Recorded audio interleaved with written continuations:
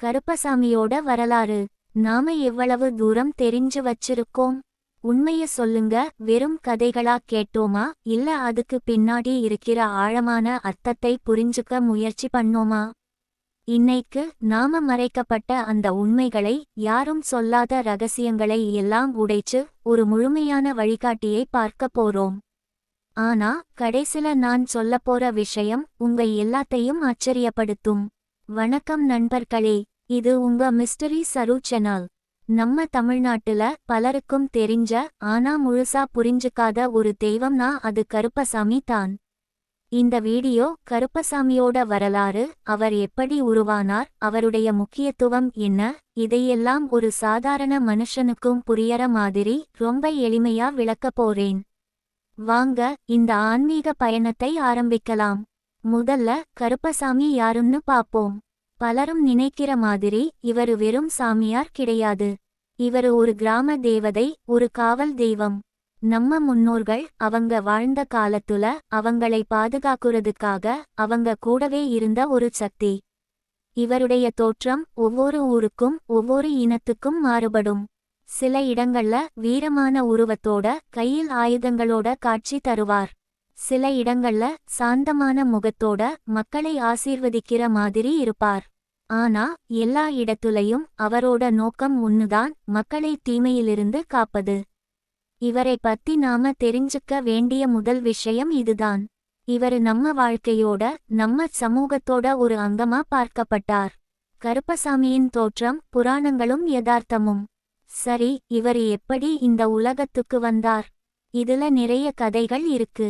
ஒரு கதைப்படி சிவபெருமானோட அம்சமா அவர் கோபத்துல இருந்து பிறந்ததா சொல்றாங்க. இன்னொரு கதையில நந்திகேஸ்வரரோட வடிவமா அவர் சிவனுக்காக காவல் காக்கும்போது ஒரு சக்தி வாய்ந்த தெய்வமா மாறினார். ஆனா இது வெறும் புராண கதைகள் மட்டும் இல்ல, நம்மளுடைய தொன்மையான வரலாற்றையும் இது காட்டுது. அந்த காலத்துல இயற்கையோட ஒன்றி வாழ்ந்த நம்ம முன்னோர்கள் அவங்களுடைய பயங்களையும் நம்பிக்கைகளையும் இந்த தெய்வத்தோட தொடர்புபடுத்தி பார்த்தாங்க.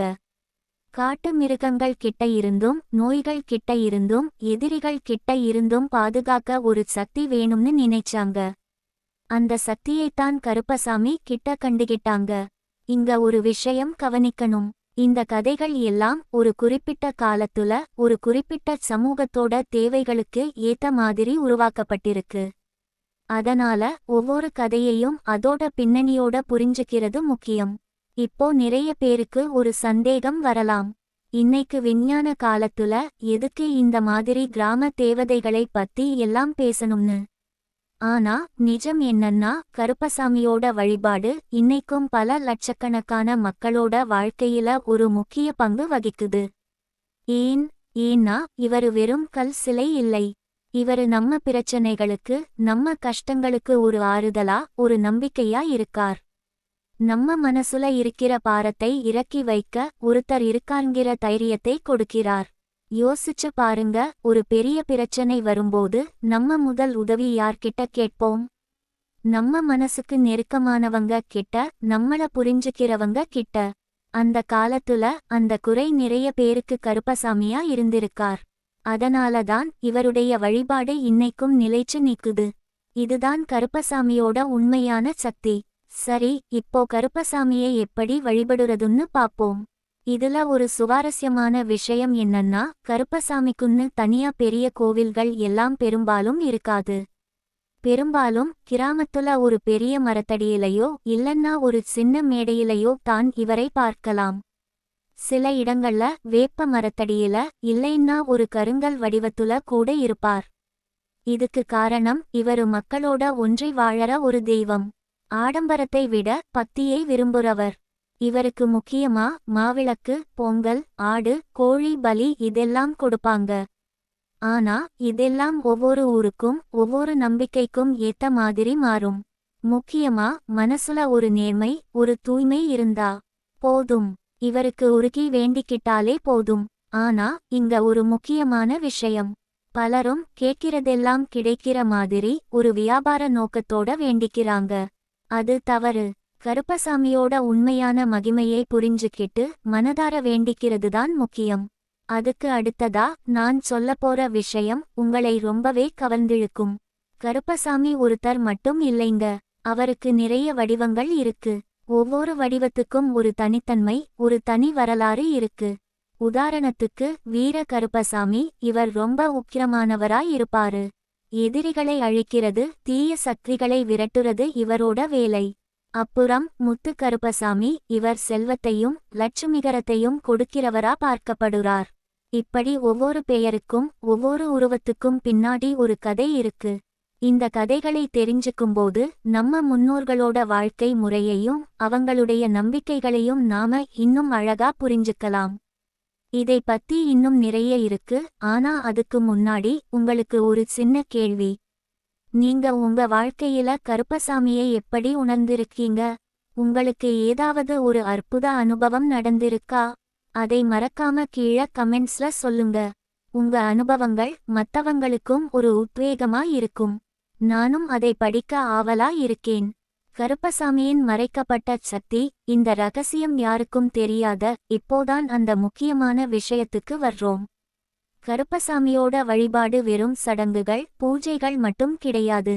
அதுக்கு பின்னாடி ஒரு பெரிய அறிவியல், ஒரு பெரிய உளவியல் இருக்கு. பலரும் அறியாத ஒரு விஷயம் என்னன்னா, கருப்பசாமியை வழிபடுறது நம்மளுடைய மன அழுத்தத்தை குறைக்க உதவுது. நம்மளுடைய பயங்களை எதிர்கொள்ள தைரியத்தை கொடுக்குது. இது எப்படி? இவருடைய உருவம், இவருடைய கதைகள், இதெல்லாம் நம்முடைய ஆழ் மனசுல ஒரு நேர்மறையான தாக்கத்தை ஏற்படுத்துது. நம்ம முன்னோர்கள் அவங்களுடைய அனுபவத்துல இந்த தெய்வத்தோட தொடர்பு கொள்றதுனால அவங்களுக்கு ஒரு பாதுகாப்பு உணர்வும் மன அமைதியும் கிடைச்சதை உணர்ந்திருக்காங்க. அந்த உணர்வைத்தான் இன்னைக்கும் நாம வழிபாட்டின் மூலமா பெற முயற்சி பண்றோம். மன அமைதி, தைரியம், நேர்மறை ஆற்றல். இது ஒரு மாயை கிடையாது. இது ஒரு உளவியல் ரீதியான உண்மை. நம்மளுடைய நம்பிக்கையும் ஒரு நேர்மறையான எண்ணமும் நம்ம வாழ்க்கையில பெரிய மாற்றங்களை ஏற்படுத்தும். கருப்பசாமி வழிபாடு அந்த நம்பிக்கையை வலுப்படுத்துது. கருப்பசாமியை பத்தி நிறைய கட்டுக்கதைகளும் இருக்கு. உதாரணத்துக்கு, இவரு ரத்தம் குடிப்பார், ரொம்ப பயங்கரமானவர் அப்படின்னு நிறைய பேர் சொல்றாங்க. ஆனா நிஜம் என்னன்னா, இவருடைய உக்கிரமான தோற்றம் தீய சக்திகளை அச்சுறுத்துறதுக்காக மட்டுமே. ஒரு நல்ல மனுஷனை அவர் ஒருபோதும் துன்புறுத்த மாட்டார். மாறாக அவங்களுக்கு ஒரு பாதுகாவலாவே இருப்பார். பல நேரங்கள்ல நம்மளுடைய பயமும் தப்பான புரிதலும் தான் இந்த மாதிரி எண்ணங்களை உருவாக்குது. அதனால எதையும் முழுசா தெரிஞ்சுக்காம ஒரு முடிவுக்கு வரக்கூடாது. ஆக இவ்வளவு நேரம் நாம பார்த்ததுல இருந்து கருப்பசாமி வெறும் ஒரு கிராம தேவதை மட்டும் இல்லை. அவர் நம்மளுடைய கலாச்சாரத்தோட, நம்மளுடைய வரலாற்றோட, நம்மளுடைய மனநிலையத்தோட பின்னி பிணைஞ்ச ஒரு சக்தி.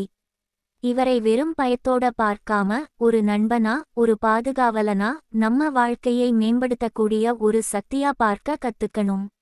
அதிலிருந்து நாம நிறைய விஷயங்களை கத்துக்கலாம். இந்த வீடியோ உங்களுக்கு பயனுள்ளதா இருந்திருக்கும்னு நம்புறேன். கருப்பசாமியை பத்தி இன்னும் நிறைய ஆழமான விஷயங்கள் இருக்கு. உதாரணத்துக்கு, ஒவ்வொரு ஊர்ல இருக்கிற கருப்பசாமிக்கும் என்ன வித்தியாசம்? அவங்களுக்கு ஏன் சில குறிப்பிட்ட பூஜைகள் மட்டும் செய்யப்படுது? இதையெல்லாம் பத்தி தெரிஞ்சுக்கணுமா? அப்போ மறக்காம நம்ம சேனலை சப்ஸ்கிரைப் பண்ணிக்கோங்க. அப்போதான் நான் அடுத்த வீடியோ போடும்போது உங்களுக்கு நோட்டிபிகேஷன் வரும். இந்த வீடியோ பிடிச்சிருந்தா ஒரு லைக் பண்ணுங்க. உங்க நண்பர்களுக்கும் ஷேர் பண்ணுங்க. இன்னைக்கு உங்க கூட இந்த ஆன்மீக பயணத்தை பகிர்ந்துகிட்டது ரொம்ப சந்தோஷமா இருக்கு. அடுத்த வீடியோல இன்னும் ஒரு சுவாரஸ்யமான தலைப்போட உங்களை சந்திக்கிறேன். அதுவரைக்கும் உங்களுடைய நம்பிக்கையோட இருங்க, பாதுகாப்பா இருங்க. நன்றி.